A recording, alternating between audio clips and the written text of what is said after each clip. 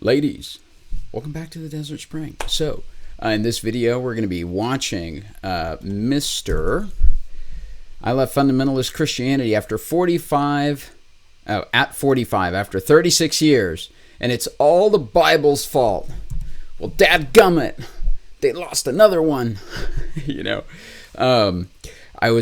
last video, if you didn't watch that video, you can go back. Oh, I'm going to try it. I'm going to go for it.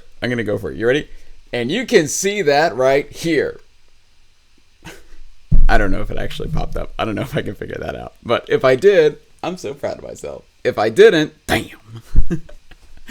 All right. So, in the last video, one of the things that was brought up by the pastor, I'm assuming he's a pastor. One of the things that was brought up by the pastor in that specific video was that the reason why people were deconstructing from Christianity is because the reason why they were deconstructing from Christianity is because they never got deep enough in their faith. And I think that is the funniest thing because most of the people that I know who've deconstructed from Christianity have been in Christianity for decades, which is why we're going to watch this guy who's been a Christian for the last 36 years. Now, personally, I know quite a few pastors that have left Christianity. To me, I mean, you can't be any more Jesus loving, Jesus following, and devoted than a pastor. And so if it made sense, then if that argument made sense, no pastors ever, or no genuinely sincere pastors, which is 99% of pastors, because let's be frank, if you're going to devote yourself enough to start a damn church, you must be pretty damn devoted, leave Christianity after decades. Deeper problem, right? But let's not ignore that. Just believe. Why are you asking so many damn questions? Just pay your tithe and show up to church, goddammit. So, anyways, guys, really quick, thank you so much for being here. If you'd like to interact with the video, I would definitely appreciate a little I should shift that up a little higher. Like and subscribe. I'd really appreciate that. Also, if you're curious about any of the things that I have, or if you're curious about any of the other content that I create, because I don't post that here to YouTube publicly, I do it unlisted. And the reason for that is because I have a bunch of content that kind of like surrounds all these topics that I want to make videos about, but I can't. And the reason why I can't is because when I start putting those videos out, YouTube freaks out, thinks that I'm trying to shift audiences and start showing my videos to absolutely nobody. So they're on my website. My website is down in the description box. You'll see the thing that says website, and you'll see a link. Click on the link, takes you to my website. And there you can see all of the video library, all the different things that I have, all the different courses that I have that I'm working on building. As long as I am building, you're welcome to see those things for free. But once I am done building, once I'm done building those specific programs, and they are going to get buttoned up and price tags thrown on it. Not for shallow reasons, but for reasons because, like I've been saying for the longest time, I need a person to edit these videos, and that costs money. So that's the purpose of that. So with that being said, let's get into today's video. Also, if you'd like to come onto the channel, desertspring111@gmail.com, you can reach out to me there. I have a bunch of people who were scheduled for last week. My last week fell apart, and it seems like a lot of other people's last weeks also fell apart. So if you just had a insanely crazy last week and you'd like to let us know, I am curious because it seems like everybody that I spoke with, their last week is insane. So let me know, was your last week fucking crazy or not? Because it was for me, it was for my brother, it was for my cousin, it was for friends, it was for the people I was planning on interviewing. Everybody had a crazy last week. So I'm just curious, how many people had a crazy last week? All right, with that being said, let's get back into this. So this is the question, because this is what always gets brought up all the time. When you deconstruct from Christianity, it is because you did not have a strong connection with Christ. You didn't have a strong connection to Jesus. And that is why you left. Guys, you see it down in the comments all the time. You were never Christian. If you left Christianity, that means that you were never Christian. Or if you left Christianity, it's because you were taught the wrong things. Or if you left Christianity, I don't know, whatever the hell else they say. I mean, they come up with all sorts of reasons as to the reason why. The problem couldn't possibly be this psycho Old Testament depiction, it has to be you. Because there's nothing morally wrong with this psycho Old Testament guy. Even though, guys, I love your comments. Whenever y'all put those, what is it? Oh no, I forgot it. Oh, you know who you are. You just put the comment about, down about God in the Old Testament, whenever his chosen children that he loves and adores so much complains about manna in the wilderness, how he gives them sticks and stones and snakes. Well, not actual sticks, but he gives them stones and venomous snakes, and the venomous snakes go in and kill a bunch of people. But then Jesus says, if a child asks for bread and you give him stones and snakes, you're fucking evil. And I'm just like, oh, well, wow, So I forget your tag name, but it's in my mind. I already know. You know who you are. But yeah, man, whenever y'all put those verses down in there in the Bible, because it's such a dense book, literally in both senses. But yeah, I just love kind of pulling up all that stuff where it's just like, yeah, this shit does not make any sense at all. So with that being said, let's get into this. Now, this man has deconstructed toward atheism. As you guys know, I'm not an atheist. I respect the path. I'm a theist, but at the end of the day, we just don't know what happens, right? Because nobody has died, completely crossed over, and then completely come back to life, and in the modern era. So taking Jesus off that, because there's plenty of arguments there. But that's why I say in the modern era, because it's like what. Guys, Matthew, Mark, Luke, I mean, those books were written freaking decades after Jesus left the planet. I mean, there's no guarantee that anything that is inside that book is exactly what Jesus said. So, anyways, with that, we're going to look at this because apparently he was not Christian enough, even though he had been attending for 36 years. Let's take a listen. After 45 years... Oh, sorry, I forgot. His is the Post-Faith Path. That's the name of his channel. In Christianity, the last 20 of which I was a Bible-thumping fundamentalist. I became an atheist. This is my story. Dun, dun, dun. So I guess I need to start this by defining fundamentalist for you, how I define fundamentalist. For me, it was that I believed that the Bible was the inerrant, infallible Word of God to man. That if there were any contradictions or apparent contradictions in the Bible between passages, that it was a matter of my understanding and not the fact that there were actual contradictions in there. Yeah, Christians love to say that. There are no contradictions in the Bible. I don't know who you're talking to. Have you read the thing? I mean, there's contradictions all over the damn place. And then whenever you point that out, they immediately just try to ignore that and shift on to another topic because they love just, running around in circles with these things.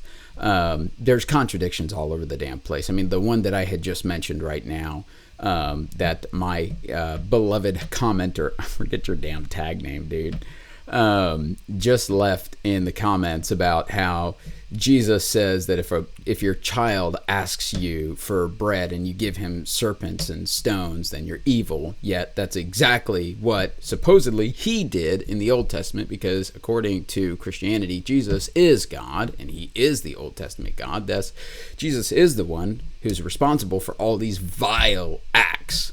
In which case, how can Jesus be loving if he is also psycho? Like the Old Testament God. Doesn't make any sense. Well, this belief that the Bible was the inerrant, infallible Word of God drove me to study both the Bible and theology obsessively. I spent every available moment either studying the Bible, studying theology. I would spend hours on a single passage in the Bible, exploring the words in my exhaustive concordance, in cross-references. Every cross-reference a passage had, I went and explored it. I would explore the passage in different translations of the Bible. I think that is like the biggest disservice of Christianity, honestly, is that these religions, they pick up the book and they immediately tell you to read the book, all this kind of stuff, not the passages that they don't want you to read. You can read those after you've been a Christian for 4 years. You can't read those up front because then you'd get scared away and think that they were psychos. But it's one of those things where it's like, when you become a Christian, and if you become a very zealous Christian, you read the Bible excessively,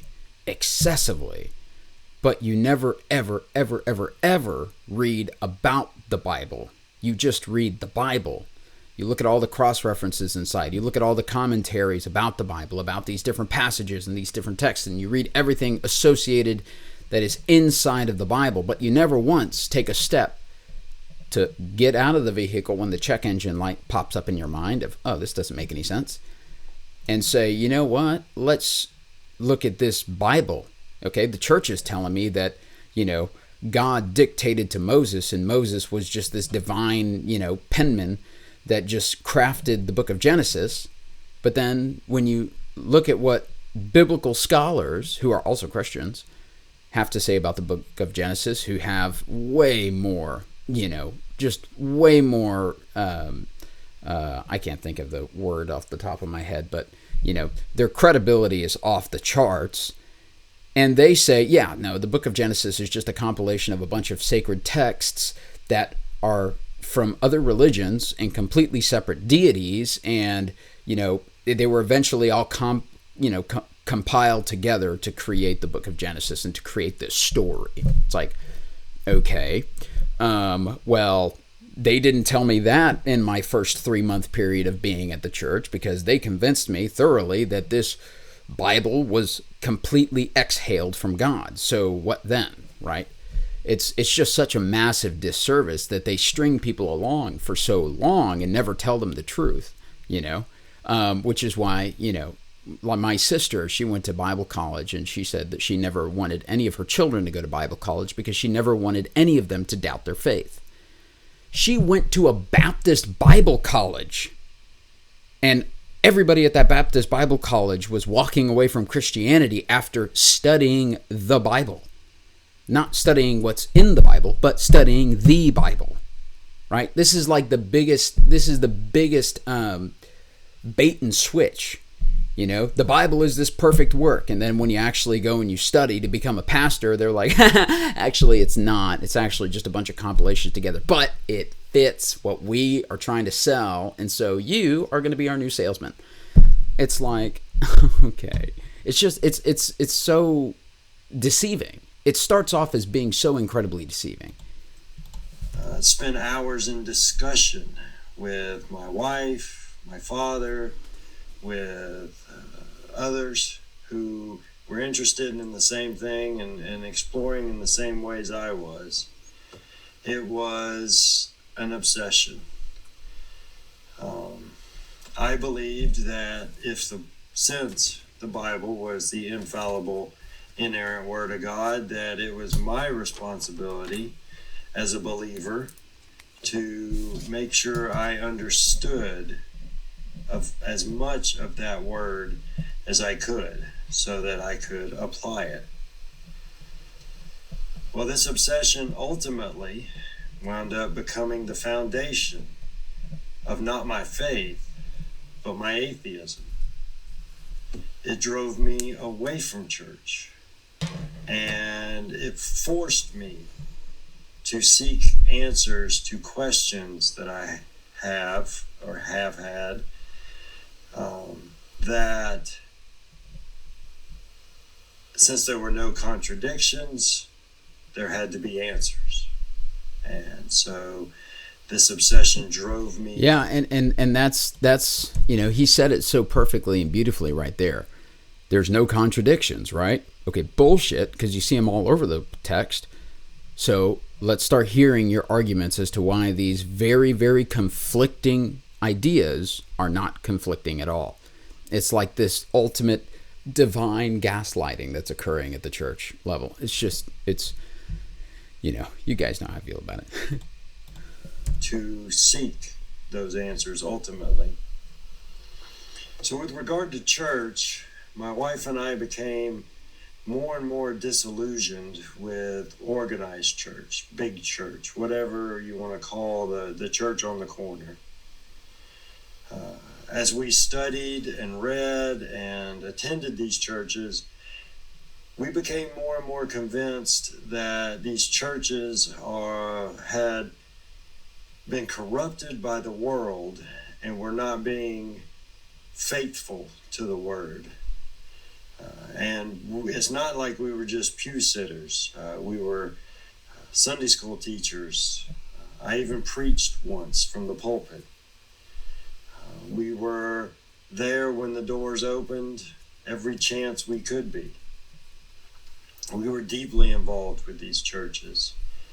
And that being involved also led to us questioning more, listening to the sermons, not just sitting there passively, listening to what other people were teaching, not just sitting there passively. That ultimately led us to home church. We abandoned the organized church as being corrupted and tried to do it ourselves. It's funny. I actually did the same thing on my journey. After I was kind of done with Christianity, you guys know the story. If you haven't seen that story, you can just go back into. I think the most recent one that I did starts off, the title says My Dark Story. You can just go back and watch that video. That's where I basically explain the entire story and everything that happened. But home church was a thing because you go to church and you're just like, this doesn't make sense. This is horrible. This doesn't make sense. Okay. And then you just try to piece together your own thing. And after a while, that falls apart too. You eventually just like have to abandon the entire system and rebuild from the ground up, and you rebuild in whatever direction you want to rebuild in, right? But it's one of those things where it's incredibly the level of devastation that occurs when you get hit with that, especially when you've been going to a church for decades. A lot of stuff comes up, a lot of anger, a lot of fear, a lot of doubt, a lot of, your entire world is a snow globe that's just got shaken to shit. And now everything that you believe is up in the air and nothing is grounded. Nothing is solid because your entire existence was dictated by the religion. The way you looked at people, the way you judged people, the way you loved people, the way you segregated yourself from groups of people, the way everything that you did was based off of your specific religion, your specific beliefs. And so whenever you take that and you shake the shit out of it, everything is now up in the air, and it is the most destabilizing thing to your nervous system ever. I mean, I would put it on par with like losing a loved one or going through a traumatic experience where it just kind of rocks your world, like going homeless or something like that. Like it's just something that completely uproots your world if you took it extremely seriously, which I took it extremely seriously. Some people, they're incredibly lofty people. They don't go in that deep. And so when that happens, they're just like, oh well, just like, oh my God, y'all are so lucky. How did y'all do that? I can't take anything like lightly. Like I always go like super deep in everything, which is kind of a problem. I'm trying to get away from that slowly but surely. Or, trying to force deepness in everything is kind of my problem. But yeah, it's, and so, a lot of the depression comes out. A lot of the ideas of kind of doing things to yourself to hurt yourself kind of come out, right? They're common. They happen to everybody. They happen to me, right? And so you have all of these emotions, these just like this anger that's just like, I trusted you guys to tell me the damnedest truth, and y'all couldn't even tell me what you studied in Bible college? Really? You studied all these things, all this theology, all of this, all of these, whether you had a master's in biblical studies or whatever. It's like you saw these things, you saw the problems, you saw all of this, and you still came back and gave us the sales pitch. You just see it all the time. And that's the reason why pastors are pastors for years. And they know all of the problems surrounding the religion because they went and they studied everything about the Bible, not just the Bible. But the point of the pastor is just to be the salesman for the church, right? And so they serve you the Bible. And who would know that even the very man at the pulpit who's teaching you that this is exactly the direction to go in your life doesn't feel that way has his own doubts, It's an incredibly deceptive thing, and a lot of pastors don't like it. That's the reason why a lot of pastors end up leaving Christianity, is because they don't want to feel like they're deceiving their church congregations. Durante Lamar, he's a YouTuber.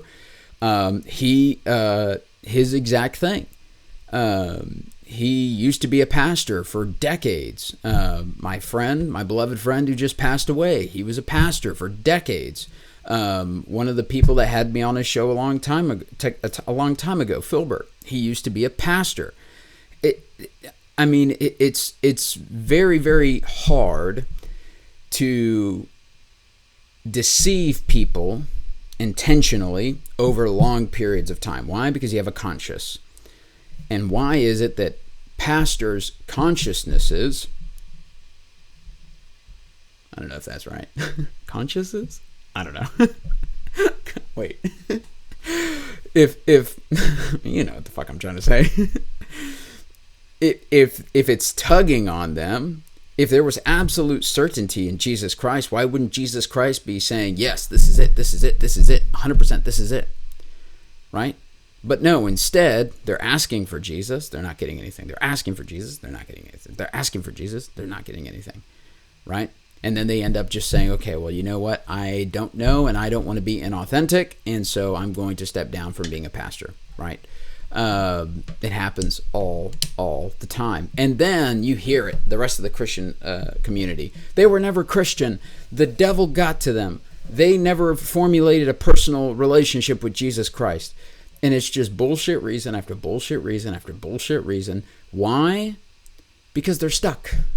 They are stuck in the mud, and they don't want to get out of it themselves. They don't want to see that they're stuck in the mud. They want to live in their fairy tale land. Every one of us has a friend, or I assume every one of us has a friend, that they have this specific problem in life that is a repeating problem. It's a repeating pattern, and you bring it up to this person, and they act shocked. They act like, oh my God, this cannot be. And then you convince them that this is a problem, and they say, you know what? Yeah, this is a problem in my life. And then they go right back to doing the exact same damn thing, and they don't change a damn thing, right? This is where the Christians are at, right? We bring up these problems. The atheist community brings up the problems. All of the people who've deconstructed from Christianity brings up the problems. Hell, the whole fucking world is like, none of these, technically speaking, none of the goddamn religions make any sense at all. But, it's like all of these problems are coming up. And the first thing to do is to just, close your eyes, close your ears, la, la, la, la, la, I don't hear anything, you guys are stupid and y'all are going to burn in hell anyways, I'm safe and you're not. It's just like, oh my God. And they sit in the mud, and they're completely and the people who have gotten out of the mud are like, do you not see the shithole that you're in? And they're just like, what are you talking about? This shithole is pure love. This shithole is an unconditionally loving God. Of course, he makes us consume shit, or consume food that's been cooked by shit.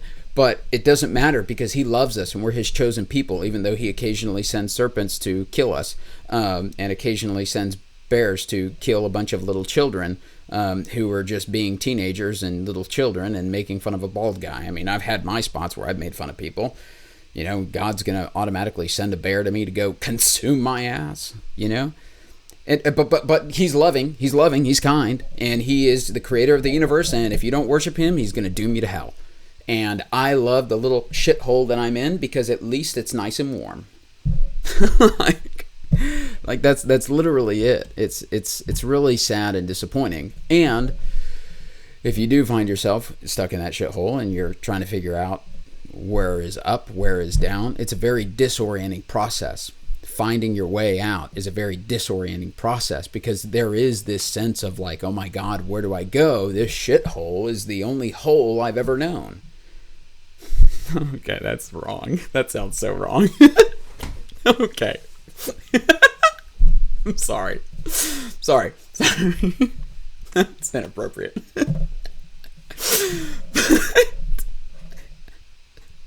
That was so inappropriate. Oh my god. But you get the point. It's like I'm stuck in this hole, I'm stuck in this mud, and I'm getting up out of this mud, but there's a shit ton of fear associated. Why? Because everybody who's grown up in the shithole that you grow up in says that the only thing you're going to find out there is death. The only thing you're going to find out there is depression and fear. And you're going to find, you're going to end up in hell. You need to stay in the shithole with us. It's warm. We know that's shit. It's suffering. It sucks. We don't want to be here, but we convince ourselves that we want to be here. I mean, they that's why I say it's like, it's kind of a mental health thing. Like, these people need help, And so that's why whenever I have like a really, really zealous Christian, it's just, I've got nothing but compassion for them, because I see that they are running the program. They are running that computer program. They're just running the script. They're saying the verses. They're running the code. And it's just like, you don't get it. You don't get it. So you wait 2 more decades, 3 more decades. Then maybe they get it and they end up like him. And then whenever they eventually put a YouTube video out there saying that they've left Christianity after 3 decades as being a Christian, all of the Christians are going to go into his comment section and say, well, you were obviously never a Christian. It's so stupid. We had a church here at our home. It was me and my wife and my parents. My father is a retired Southern Baptist preacher. He was a Southern Baptist preacher for 25 years. And another couple that we had met 20 plus years ago at one of the churches we were in, and they joined us. So there were 6 of us. Well, this little home church inadvertently gave me the answer to one of my oldest questions. And we'll get to that in a minute. My obsessive study also brought up numerous other questions. And if you've studied the Bible for any period of time, you know that more and more questions come up the deeper you study, and you start to see things that are contradictions or differences. And if you're intellectually honest with yourself, you have to chase those down and explore them. But what happens is there's 2 options when a question comes up. You can either explore it or you can ignore it. I had both sets of those. I had the ones I was exploring and the ones I was actively ignoring. I was actively exploring at this time that we're talking about now, the gospel. What is the gospel? Well, the Bible doesn't specifically give you the gospel. It does not have a passage that says, this is what you should believe. So that was my study. What exactly is the gospel? What exactly does somebody need to believe? And why do there appear to be different requirements put forth by Jesus, by Paul, and even by James? Those were my active questions while this was going on. I had 2 ignored questions that I have had for many years. The first one is, if Paul, when he was writing what we call 1st and 2nd Timothy, if he was at the end of his life as his thought, why is he writing to Timothy like Timothy's brand new at this? Timothy had been with Paul and working with Paul for decades at that point. My other question, and this is the oldest of my questions, and this is the one that wound up getting answered with the church, was when the New Testament writers quoted the Old Testament, why do the passages never match up? The New Testament quoting the Old is always different. Sometimes it's subtle differences, which you could chalk up to the writer just changing it just to make it fit a little bit. But other passages have some great big differences. Well, if there's no contradictions, there's got to be something. Well, it's this question that An example of that, an example of like a great contradiction between the Gospels is, I bring this one up because this one just stays fresh on my mind. It's just the first one that pops in my head every single time I think of like a giant contradiction. And that's what happened after Jesus died on the cross, right? I want to say it's between Mark and Luke, or Matthew and Luke, maybe. I think it's Mark and Luke. I'm going to say it happens between Mark and Luke. Well, let's look at Mark and Luke. Supposedly Mark came first. Matthew was used to write Mark, and then Luke looked at Mark and Matthew and wrote Luke. Remember, Luke was never an apostle of Jesus. Luke was never around, ever. He was an apostle of Paul. And so Luke followed Paul his entire life, never meeting Jesus, never actually interacting with Jesus, but decides to meet up with Matthew and write Luke. Now, the theology of that, feel free to fix it in the comments if you like, but that's how I understand it to be, at least off the top of my head. But Jesus dies in the cross, and the temple veil is torn in two. The earth did quake, and there's a big earthquake, temple veil torn in two. That is one version. The next version, there's a fucking zombie apocalypse, right? Because you have the version from Matthew, Mark, and Luke. They all have their own accounts. Two of them are relatively consistent, and one of them is just batshit out there fucking crazy, right? And I hear people all the time saying, well, no, it's just dramatic flair. Okay, so if it is dramatic flair in the Bible, then admit that there is parts of the Bible that are not true because the writer was exaggerating. Like, let's be real about that, right? They won't do it. In one part, the temple veil tears in two. In another part, I want to say it's either in Luke or in Mark. No, I want to say it's in Luke, maybe. The temple veil is torn in two. The earth did quake, the temple veil torn in two, and then a big ass hole opened up in the fucking city. And all of the saints that were dead came back to life and were rose up and went into the holy city and were seen by many. Okay? That's like damn near verbatim. Verbatim. Close enough that I care to be, right? But one of them attributes that, the temple veil tore up and got torn in half. And the other one was like, the temple veil got torn in half. And then the other one was like, well, the temple veil tore in half, and then there was a fucking zombie apocalypse. Okay, so who's right? Right? Because now, if you're adding a zombie apocalypse, now the temple veil tearing in two could also be dramatic, right? Maybe there's somebody who's just like, you know what, I felt like adding that the damn temple veil tore in two. That's what it says in Mark. Well, maybe Mark was being dramatic, right? Because Matthew is not its own version. Matthew is like looking at Mark and using Mark as a reference because all of these books are written decades after Jesus left. And when I said Jesus left, I mean when he died. Jesus, or whatever the hell you believe, right? He's gone. Jesus is gone. Whether you're Christian, atheist, whatever. Jesus is off of the planet. Decades pass, right? Let me ask you to write verbatim, word for word, enough to kill people and damn people to hell over, word for word notes about a sermon that your pastor taught 10 fucking years ago. Don't miss a single goddamn word. Why? Because people are going to be killing each other over it. No, you can't take it that serious, right? So anyway, inadvertently got answered by the house church.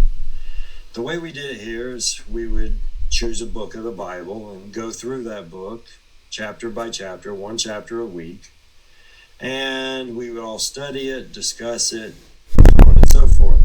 We've been doing that for a couple of years. And we were getting ready to start a new book, and my wife absolutely loved Exodus. She wanted to do Exodus.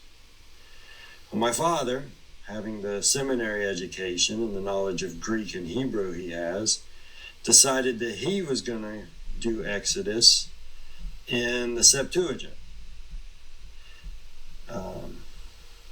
You'll have to, if you're not familiar with the Septuagint and the text please go research that. It's pretty important to this. Well, we all decided to join, and we said, all right, we'll all do the Septuagint. We all got versions of Brenton's translation of the Septuagint. And from the get-go... Okay, just really quick for those who don't know what it was, because I don't know what it was. Because, once again, I'm not a biblical scholar. I just listen to biblical scholars when they say that the Bible is not this perfect, inspired, and inerrant Word of God. I just take their word for it. I mean, they're the one who went to school and studied at Oxford and Harvard and all these places and spent decades devoting themselves to studying all of the original texts, not me. So I'll take their word at it. Dan McClellan, I think, is his channel. He's a great channel for taking the Bible apart. He himself is a Christian, and he debates Christians all the time on what the Bible actually says and what the origins of the Bible actually are. So he uses the phrase all the time, data over dogma. If you just look that up on YouTube, data over dogma, you'll come across his YouTube channel, and then you can deconstruct through that route. You can deconstruct through a biblical scholar. The Septuagint is the earliest ancient Greek translation of the Hebrew Bible, created in Alexandria, Egypt, between the 3rd and 1st centuries BCE. It served as the standard Bible for Greek-speaking Jews and was widely quoted by the writers of the New Testament. So that's what it is. There were major differences between the Septuagint and our Bibles. Our Bibles, the text that is used for the Old Testament is the Masoretic text. We started seeing major differences just in Exodus within the first chapter. Then we decided we needed to look a little further into the Septuagint itself and its history, and the Masoretic and its history. Well, we discovered some pretty scary things. First, the reason the quotes in the New Testament don't match the Old Testament in your Bible is because 90% of them, roughly, are from the Septuagint. The New Testament writers were quoting from the Septuagint, not from the Masoretic text. If it was good enough for Jesus and the New Testament writers, you would think it'd be good enough for those who put our Bibles together, but apparently not. So Dad and I started... Yeah, if you guys are curious, y'all can go look up the Council of Nicaea, basically who decided on what was going to be inside the Bible, what was going to be outside of the Bible, what was going to, what was going to be considered the canon and what was not going to be considered the canon. There's a bunch of books that were brought up. The majority of the books, I say the majority, there were quite a few books that were thrown out because they didn't match the agenda. Really, that's what it came down to, right? They say that, well, we don't accept those because they don't match the canonical Gospels. In other words, they don't match what we're trying to feed you. Yeah, there is this specific storyline that is incredibly convenient for us, and we like it. And there are these books that are also written by, different apostles and disciples and things like that, but they don't match with the story that we're trying to convey, with the message we want to bring to you. And so even though they're written around the same time as all the other Gospels, we're going to completely ignore them because we actually care significantly more about our storyline than we do about, just presenting everything that's around that time. So you can look at that, look that up, the Council of Nicaea. And yeah, there's just a bunch of stuff that's rejected, and the Bible is very much this engineered book.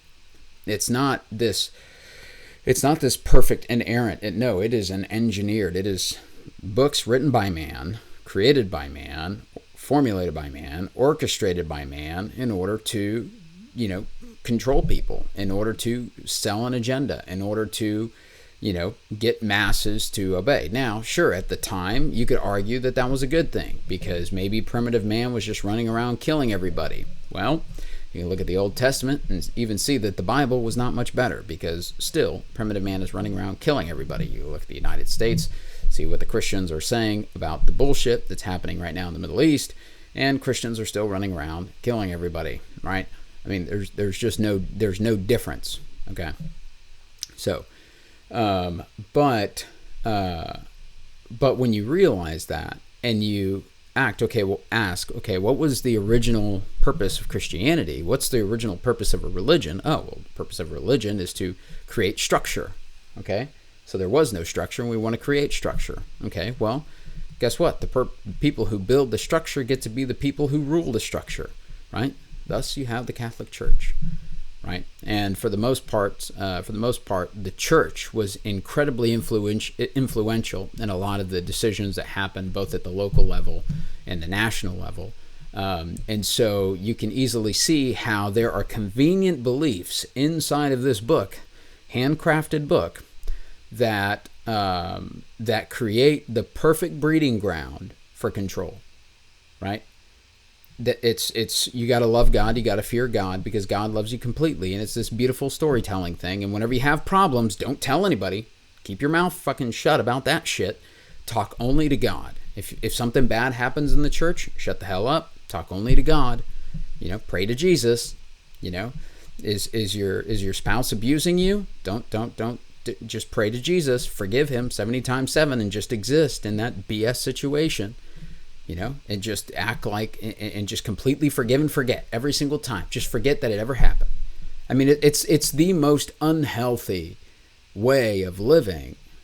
And, maybe at a time, there's a time where it was better than what was existing at the time. Who knows? But I certainly don't know.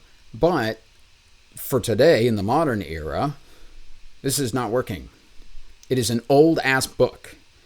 It is primitive man put together these pieces of paper, and modern humans with modern technology are trying to take instructions from primitive humans and primitive technology. How far do you think that's going to get us? Fucking nowhere. Nobody's going to grow. Nobody's going to outgrow this crazy-ass system of control. And so yeah, anyways, that's my rant. What we called the Origin Project. Origin was one of the early church fathers. He put together collections of different Bibles, different scriptures. And what we did was we printed out Brenton's translation side by side with the King James Version. And we went through every single chapter of the Old Testament and compared them. And the differences are striking. I leave that up to you to go do your research, and if you feel like taking on that task, it's a big task, but it will open your eyes. If you're curious about it, you can always just go watch Durante Lamar and Mindshift. Those are two channels that are really great at just pulling apart the Bible and trying to make it make sense where it very obviously doesn't make sense. So I'd recommend those channels for anybody who's curious about what he just mentioned. Another channel that's really good, like I said, Dan McClellan. He's really good. His is more about, story, data over dogma, right? But he's still a Christian.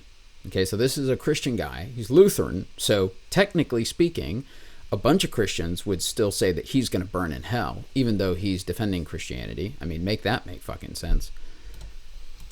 That also drove me to question the history of the Bible, how we got it. And so I started researching that. Don't what do I that. discovered is the Bible of scholarship, of scholars, is leaps and bounds separated from the Bible of faith, from those on Sunday mornings or Sunday evenings. This ultimately led to me abandoning the Bible. It is unreliable when it comes to being the inerrant, infallible Word of God. It has been changed.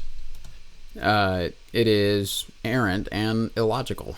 I mean, that's really what it comes down to. It's different in your Bible than it was in the first century. Christianity, for me, wound up landing squarely where every other religion had already been for me. It is man-made BS.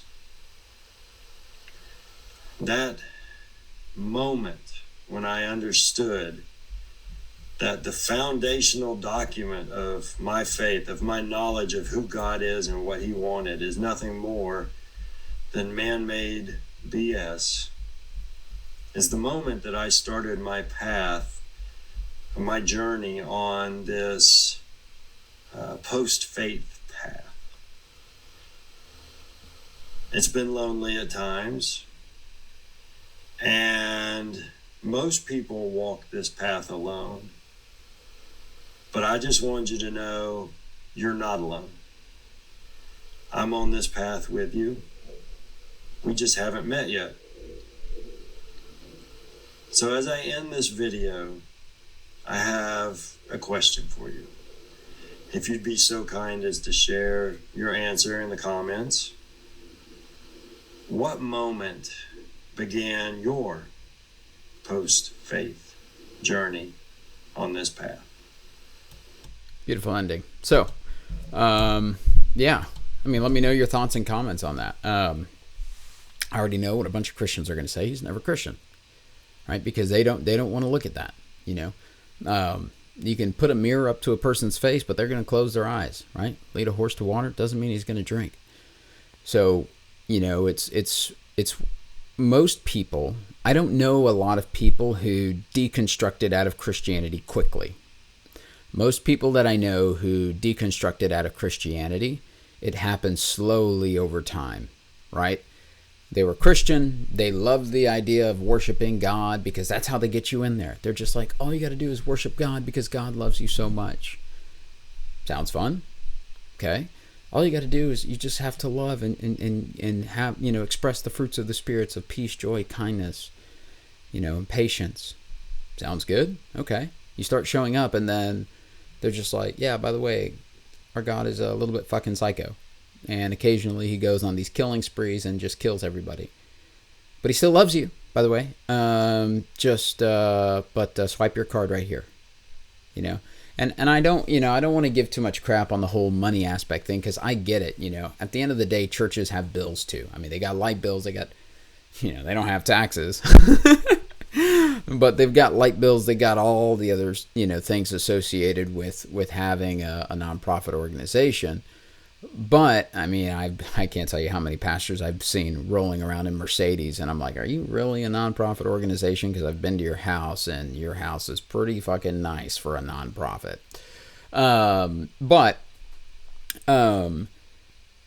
But yeah, it's one of those things where it's like, you know, they lull you in with all of the things that all of humanity would say it's a good thing, right?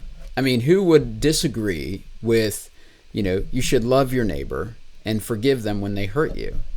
You know, nobody would disagree with that because people in general say, yeah, that's some good advice. You know, they'd say, oh, you need to place boundaries. Well, Christianity doesn't really teach you to place boundaries, but, you know, place your damn boundaries. If somebody is hurting you or somebody's doing something or somebody's mean to you or whatever, you know, place your boundaries. And don't forget that a boundary is not just a boundary that you place on them, but it is also a boundary you place on yourself, okay? Because you can place a boundary with a person and a person doesn't respect the boundary. Happens all the damn time. So then you have a boundary with yourself. Okay, am I going to stand up for myself? Am I going to stand at that fucking fence and say, no, you shall not pass. 'Tis a flesh wound. I'll kick you to death. A little bit of Monty Python. Is that it? Monty? Okay, I don't remember. My brain's all numb nuts now. I'm tired. It's been a long day. But yeah, you know, there's two sides of, you know, you put up a fence, there's two sides of that fence. Somebody can jump the fence, but you have to be there to say, no, you can't jump my fence, I'm walking away, right? I hear it all the time from people who are victims of abuse. And although I'm compassionate and I care about those people, you know, very, very, very, very gently pick up the mirror and see where your responsibility lies in that exchange. You know, I know a person who, you know, I care about very, very much, and their spouse is abusive, completely abusive, and has just done horrible things to this person. And although I'm incredibly compassionate to hearing the hurt and the pain, the question that comes to mind is, why are you still there? Right? And of course, they're going to say, well, it's because I love them and all this kind of stuff. And that's all beautiful, right? But when you hold up a mirror to that, most of the time it's, I don't love myself at all. I actually think that I am this horrible, POS. I actually think that I am not worthy. I actually think that I am no good. I actually think that they are the best thing that I can ever get, and all this kind of stuff, or whatever. Or, I actually think that if I do try to leave, that I'm going to be in a worse situation than if I stay, and all these kinds of things, right? There's all of these fears that kind of cloud our mind and keep us in the same spots. And so I understand that, but it is important to at least occasionally look in the mirror, at minimum, to just see what is my responsibility in this exchange, because it is an exchange, right? They are taking something from you. Well, nobody can ever take something from you.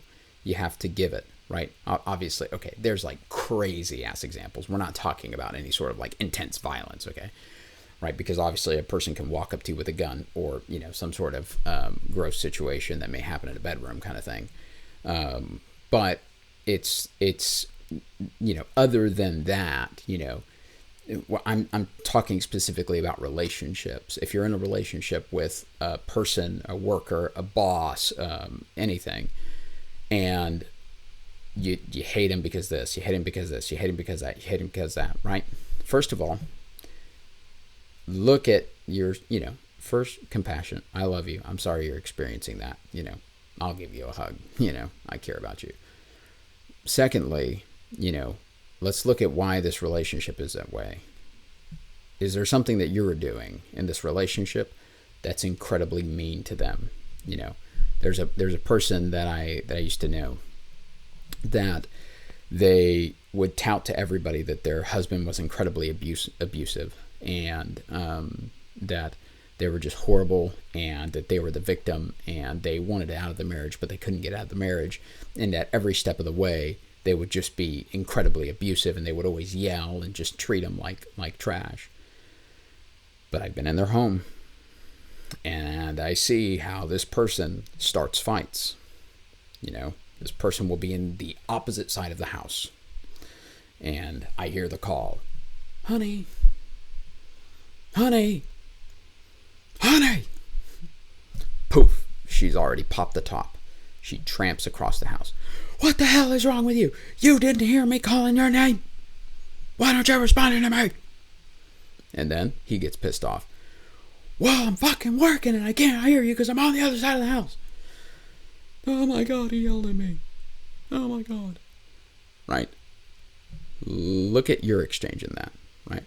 That's where, whenever I went through therapy, I thought that it was very, very healing and helpful, but ultimately it didn't help me actually move past my own stuff, because nobody ever picked up the mirror and said, this is what you do to them, which causes them to act in this way, right? So just a random little tidbit just there at the very end. But okay, we're going to end the video there. I hope you guys enjoyed the video. Don't forget to like and subscribe. And also, if you'd like to see any of the information that I have, down in the comment description box, you'll see the link to my website.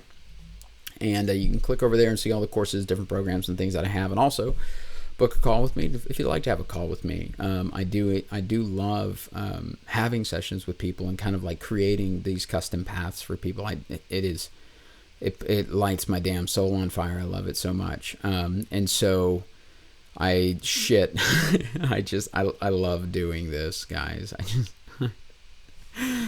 Other than what I typically do, which is just fix shit. So anyways, guys, thank you so much. Thank you for staying till the end, and we will see you in the next one. Cheers.